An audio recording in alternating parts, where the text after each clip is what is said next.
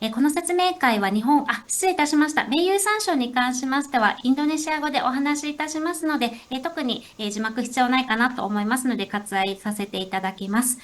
20分の企業プレゼンテーションの後、8分間の Q&A の時間がございます。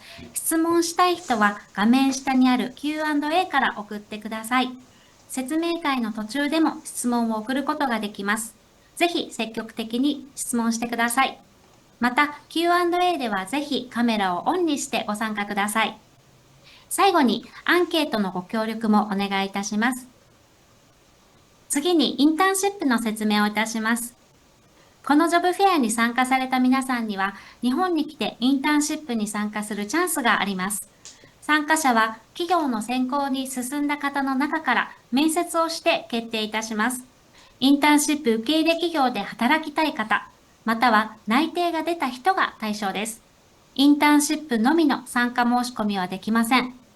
インターンに興味がある場合は、面接の時にインターンシップに参加したいですと面接の方にお伝えください。インターンシップでは渡航費、ビザのサポート、宿泊費のサポートがあります。滞在中の食費はご自身でご負担いただく必要があります。インターンシップの期間は2週間から最大2ヶ月です。企業によって期間が異なる場合があります。以上でインターンシップの説明を終わります。それでは、ここから企業説明会を開始いたします。それでは、名優参照の皆さん、どうぞよろしくお願いいたします。お願いします。よろしくお願いします。よろしくお願いします。Warahmatullahi wabarakatuh. Selamat Waalaikumsalam warahmatullahi Waalaikumsalam. warahmatullahi wabarakatuh. Selamat siang semuanya. Salam sejahtera bagi kita semua. Pada kesempatan kali ini saya mewakili perusahaan Meiyu Sangsho yang berada di Jepang beserta dengan dua rekan saya akan sedikit mempresentasikan seperti apa perusahaan Meiyu Sangsho. Akan terlebih dahulu saya akan perkenalkan diri. Perkenalkan, nama saya Elva Natalia Ramadan, biasa dipanggil Elva. Hobi saya di Jepang yaitu traveling, jalan-jalan. Kemudian saya di sini menggunakan visa Jinojishu Sei atau pemagang. Kemudian saya juga akan perkenalkan rekan saya bernama Prasasti Dwi Minardi. Di sini sudah bekerja selama 2 tahun, hobinya ekspor wisata di Jepang. Kemudian satu lagi rekan saya yaitu saudari Linda Siti Nur Hasanah. Sudah 1 tahun bekerja di sini, kemudian hobinya juga jalan-jalan. Baik, untuk mempersingkat waktu, di sini bisa dilihat dari daftar isi, ini materi yang akan kami bertiga paparkan kepada rekan-rekan semua, dari sekilas perusahaan sampai dengan informasi kontak yang ada. Mengenai perusahaan Meiyu Sangsho, yaitu perusahaan manufaktur yang berfokus pada produksi suku cadang presisi tinggi untuk berbagai sektor industri seperti otomotif, alat ukur, dan lain sebagainya. Kemudian untuk keunggulan, di sini kita unggul di 4 bidang. Yang pertama ada bidang otomotif, yang kedua ada bidang pertanian, yang ketiga yaitu ada di bidang peralatan medis, dan yang terakhir ada di bidang alat ukur. Selanjutnya mengenai profil perusahaan. Nah, perusahaan Meiyu Sangsho itu didirikan pada tahun 1975 yang berada di prefektur Aichi. Kemudian karyawannya berjumlah 50 orang dan memiliki 3 pabrik. Nah, 3 pabrik ini, pertama pabrik utama, pabrik 2, dan pabrik 3. Untuk jaraknya masih satu lingkungan, akan tetapi hanya berjarak sekitar 200 sampai dengan 300 meter dari pabrik utama.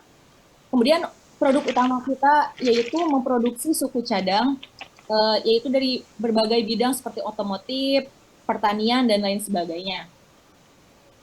Nah, untuk visi misi perusahaan nih, jadi selain memproduksi sekrup, kita juga bukan hanya sekedar penyambung benda, tapi juga menghubungkan masa depan industri yang ada di zaman ini ya. Baik, di sini saya akan memperlihatkan video pengenalan mengenai perusahaan. Bisa disimak oleh rekan-rekan semua.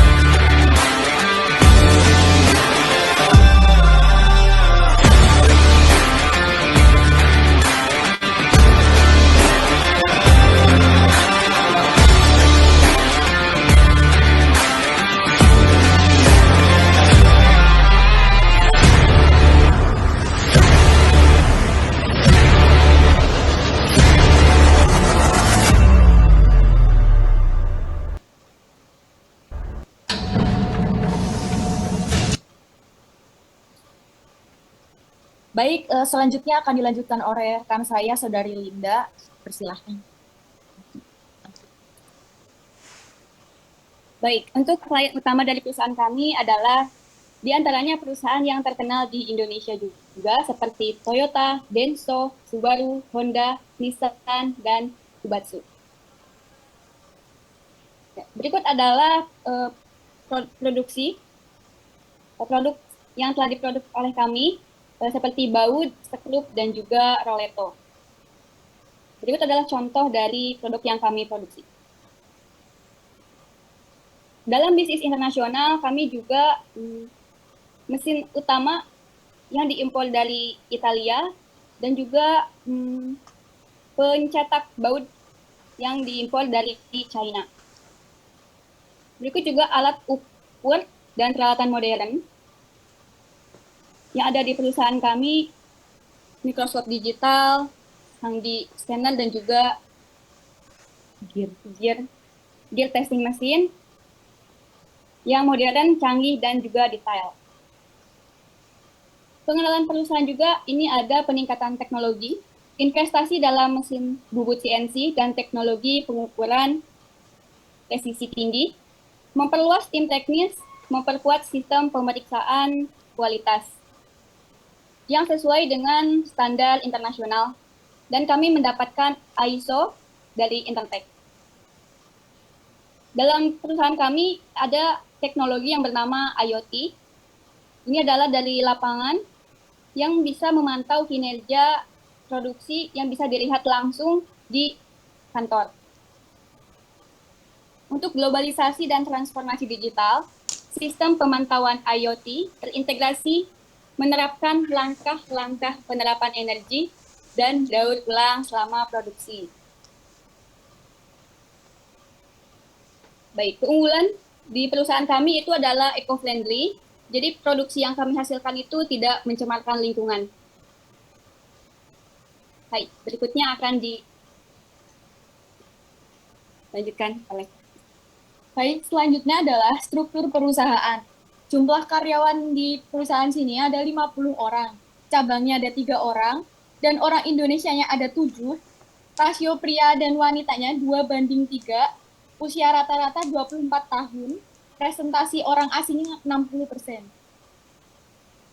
Selanjutnya, struktur perusahaan dibagi menjadi 5, quality control, memeriksa kualitas produk, planning PPIC, pantau kemajuan alokasi pekerjaan. Yang ketiga, maintenance atau engineer, perawatan mesin, penanganan kesalahan mekanik, IT, pemantauan perangkat jarak jauh. Yang terakhir ada kantor, pemrosesan pesanan, pencatatan layanan pelanggan. Selanjutnya, tujuan perekrutan adalah mentransfer skill dan pengembangan sumber daya manusia global, mempersiapkan masa depan mandiri. Contoh pemagang dan saing di sini ada dari berbagai negara, contohnya Indonesia, Vietnam, Myanmar, Mongolia, ada Filipina, dan ada China. Ini adalah contoh orang yang mengembangkan minat dan bakat, mendapatkan sertifikat. Selanjutnya, ini adalah tahap-tahap tahun pertama karyawan adalah mengenali keterampilan yang dibutuhkan, belajar dari pengalaman para senior, dan kuasai pekerjaan. Lalu, yang kedua, ada karyawan tahun ketiga, meningkatkan keterampilan melalui lokakarya, ikuti ujian sertifikasi profesional. Dan karyawan tahun kelima, menjadi pemimpin tim, melatih dan mendukung anggota kerja lain, terus mempelajari keterampilan profesional dan ikuti serta ujian sertifikasi. Lalu, kepala bagian, bertanggung jawab atas manajemen bengkel dan operasi produksi. Yang terakhir adalah manajer, memanajemen layanan otomotif, dan memanajemen operasi kerja. Ini adalah informasi perekrutan dan dukungan. Spesifikasi, lulusan dari universitas atau sekolah kejuruan, mampu berkomunikasi dalam tingkat N3 atau lebih. Ini selanjutnya adalah gaji. Lulusan universitas, gajinya 210.000 yen, dan lulusan sekolah kejuruan 190.000 yen. Lalu, dukungan tunjangan, ada tunjangan hari libur 100 hari per tahun. Asuransi, tunjangan perjalanan, perumahan, lembur, asuransi pensiun, dan dukungan pemrosesan visa atau pencarian tempat tinggal. Ini adalah tempat tinggal kita. Sangat strategis, dekat dengan klinik, swalayan, masjid, ada stasiun, halal market, dan minimarket. Lalu bentuk toleransi beragama, disediakan tempat sholat, diperbolehkan menggunakan hijab, diperbolehkan berpuasa, jika laki-laki bisa melakukan pada hari Jumat, sholat Jumat. Ini adalah contoh budaya dan lingkungan. Ini foto kita orang Indonesia waktu mengadakan buka bersama dalam acara Idul Fitri, sebelum Idul Fitri. Ini ada kunjungan ke Gunung Fuji, dan setiap tahun baru kita diajak ke Jinja bersama-sama. Ini contoh keseruan kita waktu di perusahaan.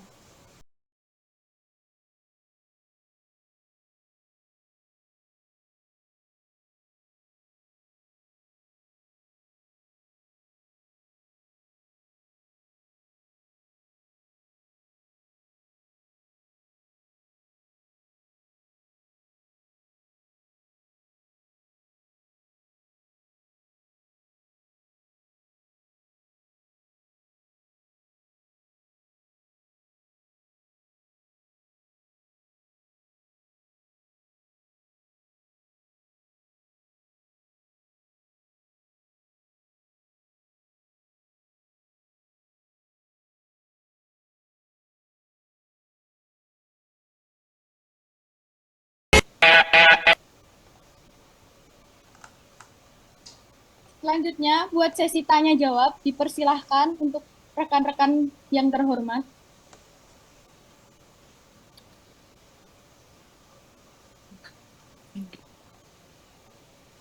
Oke, baik. Terima kasih Kak atas presentasinya. Kita masuk ke sesi tanya jawab. Mungkin saya pilih dari Q&A dulu ya, dari fitur Q&A. Mungkin pertanyaan yang kita pilih, apakah butuh sertifikat bahasa? Karena saya saat ini baru menguasai basic bahasa Jepang dan belum tahu aksara Jepang secara lancar gitu ya. Apakah dengan bahasa Inggris saja memungkinkan untuk melamar di perusahaan Anda seperti itu? Baik, ini langsung jawab atau ditampung dulu? Boleh, langsung dijawab saja tidak apa-apa, Kak. Baik, untuk pertanyaan mengenai bahasa, karena perusahaan ini dibilang untuk tingkat bahasa dasar sebenarnya masih dibilang kurang ya, mohon maaf. Tapi kalau misalkan memang benar-benar mau belajar, boleh di sini karena ada support untuk belajar langsung dari direkturnya langsung. Seperti kami, ketika kami datang ke sini mungkin bahasa kami dibilang kurang. Tapi dari direktur itu sangat disupport, kayak ada beberapa kegiatan untuk mengepush kita meningkatkan bahasa, kayak ada diskusi dengan langsung karyawan-karyawan orang Jepangnya, komunikasi secara langsung. Jadi terus kemudian juga ada kursus, itu juga didukung sama perusahaan, kayak misalkan untuk ujian JLPT itu kita juga disupport, kayak ada pertemuan-pertemuan belajar setiap minggunya seperti itu. Kemudian dari dari perusahaan juga, kenapa sih bahasa Jepang itu penting? Karena untuk mempermudah kita berkomunikasi sih. Jadi ketika kita bekerja akan tetapi kita tidak mengerti bahasa, menurut saya itu sulit. Sehingga di sini dilihatnya tekad. Jadi kalau memang misalnya mau berkembang, menurut saya ya pasti akan mau belajar bahasa gitu. Terus rata-rata di sini kami sebagai pemagang pun di sini sudah alhamdulillah mengantongi sertifikasi N3. Ya karena itu juga bentuk dukungan dari perusahaan, jadi jangan khawatir, perusahaan akan mendukung asalkan dari diri sendirinya mau belajar. Perusahaan sangat support untuk pembelajaran bahasa Jepang. Dan tahun ini alhamdulillah kebetulan saya juga ikut N2. Wow. Itu juga berkat dukungan dari lingkungan sih. Jadi sebenarnya lingkungan pekerjaan di sini tuh untuk bahasa sangat-sangat diprioritaskan langsung dari saconya atau direktur. Itu sih. Oke, baik. Terima kasih Kak atas jawabannya. Kemudian berikutnya kita coba yang sudah angkat tangan ya. Boleh dari Rusadi Sang, silakan. Ya, selamat siang. Nama saya Rusadi. Mau nanya, Kak. Tadi kan dijelaskan dalam slide kan perusahaannya memproduksi di bidang otomotif, pertanian, kesehatan. Kalau contohnya di bidang kesehatan itu mereka memproduksi apa ya, Kak? Terus pertanyaan yang kedua, dalam otomotif, pertanian, kesehatan itu angka penjualannya yang lebih tinggi itu mereka eh, menjual apa gitu dari produksi yang itu. Terima kasih, Kak. Terima kasih atas pertanyaannya. Untuk ini di bidang kesehatan itu kita ada alat ukur. Hah? Mau- Presisi. Ya maaf. Medis. Komponen presisi itu peralatan medis dan kesehatan. Di sini kan kita produksi bukan produk yang ukurannya besar, tapi sampai ke part-part kecil ya. Jadi supportnya itu dari peralatan medisnya. Mungkin kita dari nggak langsung plek-ketiplek si produknya, tapi kita juga support dalam pembuatan sampai menjadi produk alat kesehatan itu, Kak. Gitu. Kemudian untuk produksi yang ya penjualan paling banyak ya, itu kita produksi baut atau ulir. Ya, itu di otomotif. Jadi kita produksi benar-benar dari Zario tuh apa bahan Bahan baku, baku ya. bahan baku. Jadi sampai pembuatan ulir. Sebenarnya masih banyak beberapa produk tidak bisa diperlihatkan langsung gitu. Tapi intinya produksi kita tuh alhamdulillah banyak dan punya kerjasama dengan beberapa pelanggan juga gitu. Oke, aku sanggup. Ya, terima kasih, Kak. Baik, terima kasih. Berikutnya kita lanjut ke penanya berikutnya dengan Daniel Yanuar, silakan. Oke, selamat siang rekan-rekan. Jadi saya Daniel Yanuar mau izin bertanya. Jadi untuk dalam perusahaan ini, untuk yang di luar apa ya, kayak bidangnya, saya kan kebetulan di belakangnya kan IT. Jadi saya lulusan IT, apakah bisa tetap mendaftar di perusahaan ini ya? Karena ini kan lebih ke arah kayak apa ya, kayak pabrik-pabrik gitu sih. Apakah bisa masuk juga gitu? Terima kasih. Baik, karena di sini juga tadi kan Masnya IT ya. Kalau betul. kalau boleh tanya, maksud kayak Mas udah mengantongi sertifikat gitu, sertifikat nggak gitu, sertifikat bahasa Jepang misalnya. Oh, kalau untuk yang bahasa Jepang masih belajar juga. Nah, itu gimana? Ya, baik, saya izin jawab ya.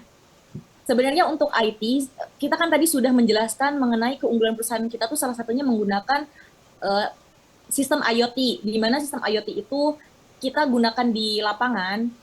Jadi walaupun tanpa ada pemantauan CCTV, itu pihak kantor akan paham, pihak atasan manajemen akan paham kinerja kita seberapa persen karena sudah masuk ke dalam sistem. Misalkan kayak kalau misalkan kita ke toilet, kita kemanapun bisa masuk semua ke dalam sistem IoT tersebut. Yang artinya, ini kalau Mas lulusan IT, di sini sebenarnya sangat dibutuhkan untuk bagian office. Jadi kita tuh bukan hanya di produksi ya, kebetulan juga di sini di kantor kita tuh sekarang memang tidak ada orang Indonesia gitu. Jadi semuanya di bagian lapangan. Kemungkinan perusahaan juga sekarang kayaknya membutuhkan dari bagian kantor untuk bidang ini perekrutan dalam IT. Cuman ya mungkin ya kendalanya ya sebelumnya saya tekankan tadi mengenai bahasa kan. Karena kalau misalkan sistem artinya kita harus bisa minimal baca sistem yang kayak baca kanjinya, baca program-program yang ada gitu. Nah, maksudnya di sini pentingnya bahasa bukan untuk orang lain tapi untuk diri sendiri agar mempermudah proses pekerjaannya gitu. Gitu sih. Oh, oke. Sorry, mau tanya satu lagi. Untuk bahasa di IT kan ada macam-macam tuh. Nah, kebanyakan yang saya tahu itu standarnya pakai bahasa Inggris. Nah, apakah di sana juga standarnya pakai bahasa Jepang atau tetap menggunakan bahasa Inggris ya? Gitu sih. Ya, baik. Terima Kebetulan kasih. di sini kebanyakan bahasa Jepang. Jadi memang terkadang bagian IoT juga walaupun dia bagian office, ketika ada kendala di lapangan, otomatis mau nggak mau kan harus eh, ngobrol atau ada komunikasi dengan dari orang orang luar ya, maksud kayak orang Jepangnya, ada trouble apa kan, ada komunikasi. Jadi pentingnya bahasa itu ditekankan karena ketika ada masalah tidak akan terselesaikan kalau komunikasinya kurang gitu. Jadi Iya sih, pentingnya oke. bahasa di situ. Ya, oke. Terima Tapi bakat kasih. IT-nya udah keren gitu. Paling Iya, gitu. oke. Siap. Terima kasih. Oke, baik, terima kasih. Saya izin pick up beberapa pertanyaan dulu dari Q&A ya, karena kita masih lumayan punya banyak waktu. Untuk saat ini, kalau di website saya lihat ada membuka magang ya, Kak ya. Nah, itu rencananya magangnya jenis pekerjaannya apa saja sih Kak yang akan dilakukan? Kemudian untuk periode magangnya juga rencananya berapa lama? Silakan. Izin menjawab mengenai magang, memang untuk saat ini juga sudah ada perekrutan ya di LPK. Jadi namanya magang pasti rekrutmennya yang ada penyalurnya kan, kayak LPK, SO gitu kan. Nanti juga ada penanggung jawabnya juga di Jepang yaitu KUMIAI. Nah, jadi untuk pemagangan biasanya dilakukan selama 3 tahun. Nah, itu untuk pekerjaannya, kebetulan ini kami bertiga yang presentasi di sini juga semuanya pemagang, karena memang tadi sudah saya bilang, bagian office tuh kebetulan belum ada orang Indonesia gitu. Jadi kerjanya di lapangan, terus ya tadi kayak produksi baut gitu. Jadi kita emang bener-bener pegang mesin. Cewek-cewek di sini malah presentasi perempuannya lebih banyak yang pegang mesin gitu. Kayak gitu sih kerjanya. Terus selama 3 tahun gitu. Oh, kalau untuk yang internship yang untuk program IT ini Internship untuk IC ini, ya Untuk internship yang di IT ini kita mm-mm, akan buka 1 bulan dulu 1 bulan ya, oke. untuk mencoba di bekerja di sini. Mm-mm, Apabila cocok, kita bisa dilanjutkan untuk tanda tangan kontrak untuk sebagai karyawan. mm-mm, Kalau misalkan tidak, satu bulan itu mendapatkan pengalaman. mm-mm. Pengalaman berharga pastinya kayak untuk mencoba bekerja di Jepang. Baik, terima kasih banyak. Mungkin satu pertanyaan lagi dari Q&A. Saat ini dari karyawan asing, jabatan yang tertinggi atau di manajerial itu kalau boleh tahu apa ya, Kak? Kemudian di website juga tertulis ada range salary-nya sampai 30 mang, tapi di penjelasan 21 mang. Mungkin boleh tolong dijelaskan perbedaan informasinya. Terima kasih. kerja betul. Tadi kan gajinya ini. Mungkin kalau untuk yang gaji, ini kali Kak ya, starting salary ya, gaji awal untuk yang awal bekerja gitu ya, dengan yang sudah berpengalaman ya. Biasanya sih begitu kalau untuk perbedaan gaji, betul tidak Kak? Sebenarnya sudah disampaikan oleh ini direktur sebelumnya. Mm-mm. Jadi pertama tadi ditanyakan mengenai jabatan dari orang luar ya. Di sini Mm-mm. kebanyakan orang luar, mungkin di sini kayak nggak ada general manager, manager dan lain sebagainya yang kayak di Mm-mm. Indonesia part-part setiap jabatan tuh ada, di sini nggak ada memang. Tapi untuk Mm-mm. orang kepercayaan memang kebanyakan justru dari orang luar. Kayak di sini udah ada yang hampir 10 tahun itu dari negara Myanmar.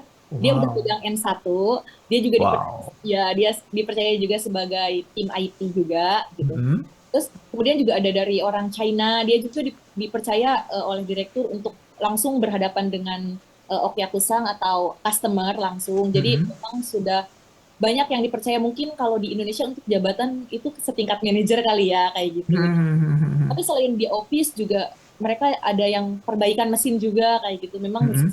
memperbaiki mesin, menyeting mesin dan lain sebagainya kayak gitu. Nah, untuk upah tadi kenapa sih ada perbedaan katanya yang 210 ya. Mm-mm. Kan itu 300 ya, 300 ribu. Ya. Nah, menurut direktur bilang sama saya sebenarnya mengenai upah itu kan setiap tahunnya pasti ada kenaikan upah. Mm-mm. Nah, tergantung dari skill juga. Jadi benar tadi kata kakaknya kan tadi Mm-mm. skillnya. Jadi setiap skill yang didapat itu walaupun misalkan pekerjaannya sama, tapi kualitasnya atau effort kerjanya berbeda, pasti itu Mm-mm. gajinya juga beda. Terus juga masa kerja itu ngaruh. Terus juga Oke. di sini kan pasti ada lembur gitu. Jadi Mm-mm. 300 ribu tuh kadang mungkin ada tunjangan-tunjangan lain ya kayak gitu.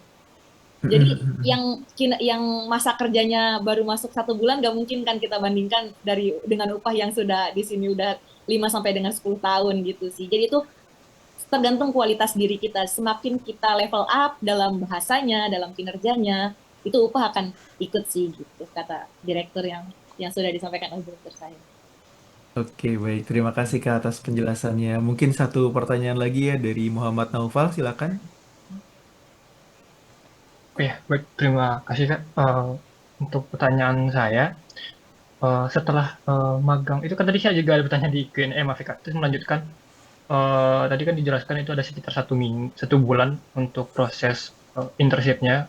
Setelah itu apakah akan dipromosikan atau akan dibantu oleh perusahaan untuk bisa Gijin Kopu?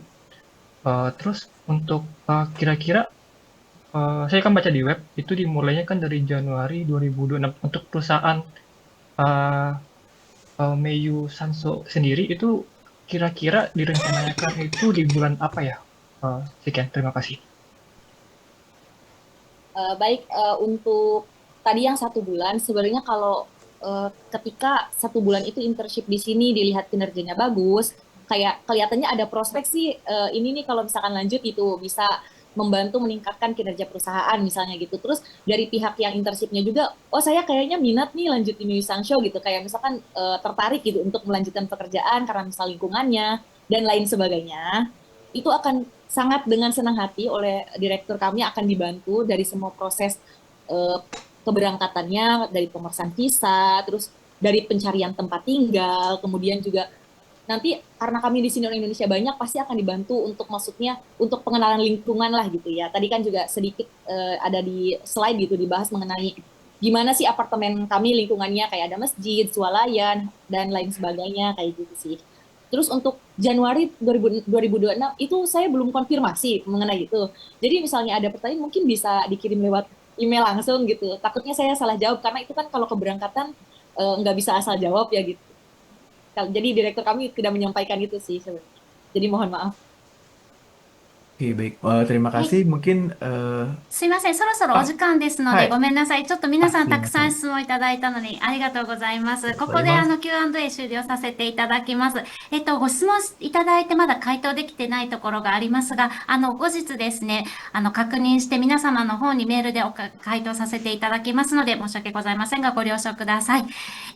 株式会社名優三賞のお仕事に興味がある方は、チャットボックスのリンクからぜひお申し込みください。この後のステップといたしましては、このフォームからこのリンクをクリックして、お名前と、メールアドレス、学校名を入れてお送りします。そうすると自動返信で、名優三賞の担当者のお名前とメールアドレスが届きますので、そちらのメールアドレス宛てに履歴書を日本語で書いて添付して応募してください。だいたい2週間以内にご返答があるかと思います。